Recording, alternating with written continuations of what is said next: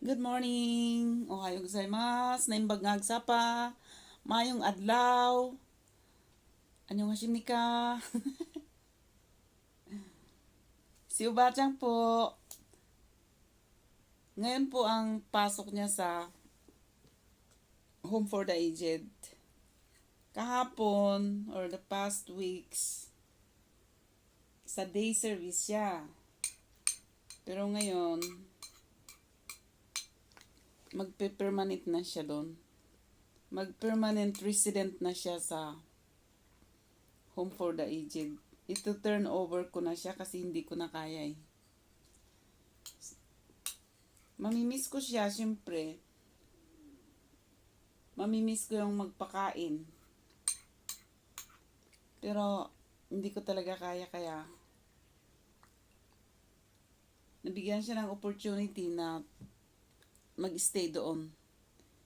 Hindi rin basta-basta tatanggapin eh. Pero maswerte siya kasi tinanggap din siya. Di ba, Ubachang? Maswerte ka kasi maganda yung Home for the Aged na tumanggap sa'yo. Malapit pa. Bibisitahin kita. Kaya lang, hindi na ako makakapasok doon sa pinakataas. Baka mayroon pang salamin. Magtitinginan lang kami doon pag bibisitahin ko. Hindi ko na siya pwedeng matouch. Dahil turnover na siya doon. Ay,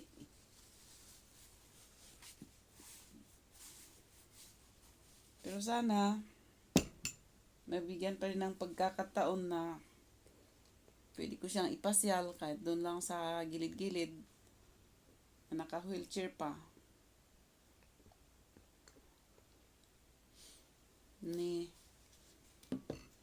Anyway, ganyan talaga ang buhay. Lahat ng tao darating dyan. Hindi naman lahat kasi meron pang iba-iba ang daan bago mawala dito sa mundo.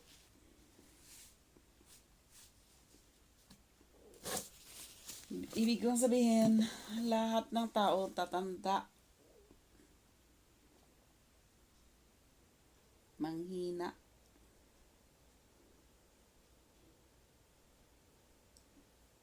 No, Bachang? Maswerte ka, umabot ka ng 90 plus.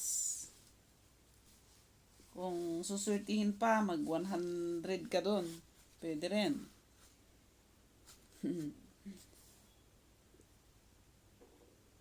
Hanggang dito na lang.